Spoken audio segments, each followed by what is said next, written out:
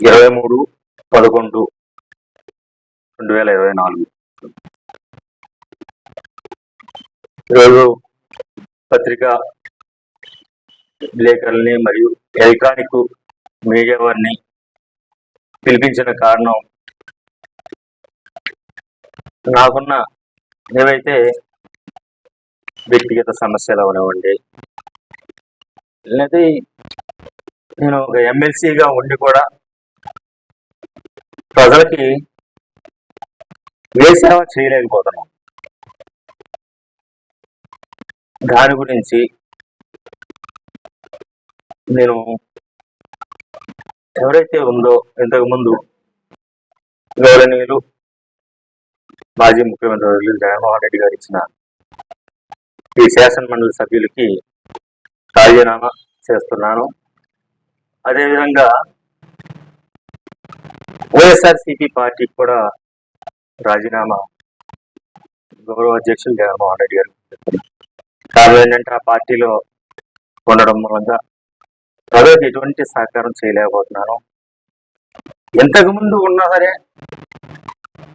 ఒక సంవత్సరం ఎమ్మెల్సీగా అధికార పార్టీలో ఉన్నా సరే, ఈ పార్టీలో ఇక్కడున్న రాజకీయాన్ని బట్టి కనీసం పోలీస్ ఫోన్ చేయాలన్నా నాకు అధికారం లేకుండా అధికార పార్టీలో ఉన్నప్పుడు అయినా మనుగడ సాగించుకు వచ్చాను. ఇప్పుడైనా చూసి ఈ రాజీనామా చేసి గౌరవంగా ఎమ్మెల్సీ ఉన్నాడు, ఏమీ చేయలేకపోతున్నాడు అని ఆ మాట అనిపించుకునే కన్నా రాజీనామా చేసి నాకు ఏదైతే అవకాశం ఉంటుందో దానికి నేను ఇప్పుడు వెళ్దామని అనుకోవట్లేదు. నా నాయకులు కార్యకర్తలు ఉన్నారు, నాకు వ్యక్తిగతంగా ఉన్నారు. ఎందుకంటే 2009లో కరుడు కట్టిన తీవ్రవాదుల్లో పనిచేశారు. కొల్లేరు ప్రజలు ఏమన్నా, బీసీ నాయకులు ఏమన్నా, అగ్రవర్ణాలు కాదు. 83 నుంచి ఒక్కసారి కూడా జనరల్ ఎలక్షన్ లో గెలవకపోతే 2009లో ఒక బీసీ బిడ్డకు గౌరవించారు. అటువంటి నాయకత్వం ఉంది. ప్రతి నాయకుడికి ఉండే విధానమేనండి. వైసీపీ పార్టీలో అధికారంలో ఉన్న సంవత్సరం కూడా నేను ఏ కార్యకర్తకి పనిచేసుకోలేదు. ఇక్కడ లోకల్ నాయకత్వం,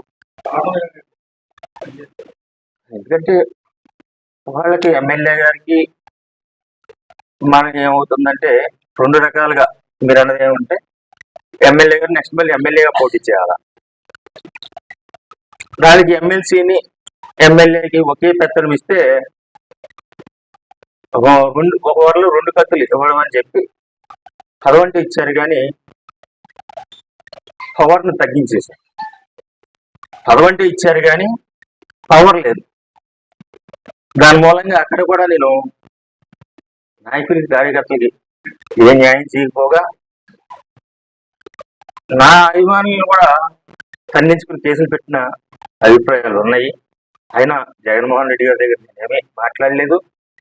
అడిగాను జగన్మోహన్ రెడ్డి గారి దగ్గర, ఆయన అడిగితే ఒకటే చెప్పేవారు, ఏమన్నా మాట్లాడితే ధనంజయ రెడ్డి గారితో మాట్లాడు, కొల్లేరు సమస్య ఉంది అయ్యా, 3వ కాంటూర్ అని చెప్పి రాజశేఖర రెడ్డి గారు చెప్పారు, చంద్రబాబు నాయుడు గారు చెప్పారు. నేను కొల్లేరు బిడ్డల కోసమే, నా నియోజకవర్గ ప్రజల కోసమే నేను 23 సంవత్సరాల అనుభవం తెలుగుదేశంలో ఉండి ఇప్పుడు నేను ఇక్కడికి వచ్చాను వైఎస్ఆర్సీపీ. కనుక దానికి సంబంధించి మీరు దయచేసి ఆ కొల్లేరు న్యాయం చేయమంటే ధనంజయ రెడ్డి పెట్టి ధనంజయ రెడ్డికి మాట్లాడమన్నారు. అక్కడ కూడా నాకు వెళ్ళిన విధానం, పార్టీ మారిన విధానంలో కూడా నాకు న్యాయం జరగల. ఇప్పుడన్నా న్యాయం జరిగిద్దేమో అని చెప్పి పబ్లిక్ గా ఏ పదవి లేకుండా మాజీ ఎమ్మెల్యేగా ఇంతకుముందు కొల్లేరు ప్రజల కోసం ఏమో గోసి పెట్టుకుని పోరాడాను. మళ్ళీ ఇప్పుడు రైతు కోసం ఆమాన్య నిరాదీక్ష చేయడానికి నాకు హక్కు ఉంటుంది. దానికోసం నేను ఈ నిర్ణయం తీసుకున్నాను. పేదలు ఉంటాయి, కనబడవయి. రామలక్ష్మణులాగా మేము ఉన్నాం, కానీ భార్య మాట నెగ్గించుకోవాలని భర్త మాట నెగ్గించుకోవాలని భార్య అలా ఉంటారు. కానీ నాకు సంబంధించింది కాపురం చేసినంత వరకు విభేదాలు ఉండకూడదు అని అభిప్రాయం తప్పితే ఆయన వార్తతే ఎలా ఉన్నా సరే ఎప్పుడు ఎవరిని దూషించడం నాకు అలవాటు ఉండదు.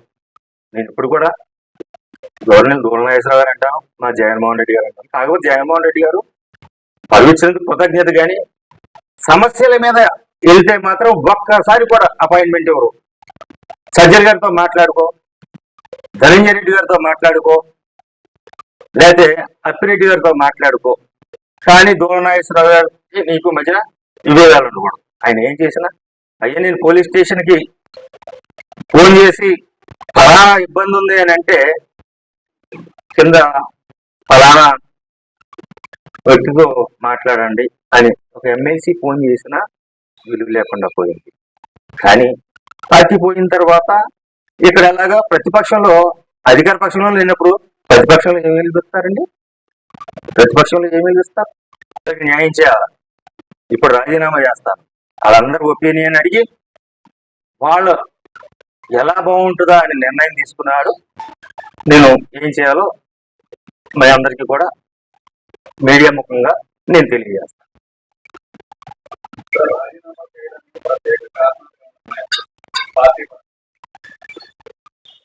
పార్టీ పరంగా అంటే ఇప్పుడు అధికార పార్టీలో కూడా ఇంతకుముందు సంవత్సరం చేశాను.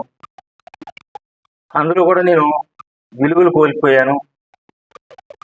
జాయినింగ్ సభకు వచ్చిన వాళ్ళని కూడా తన్ని తరిమేశారు.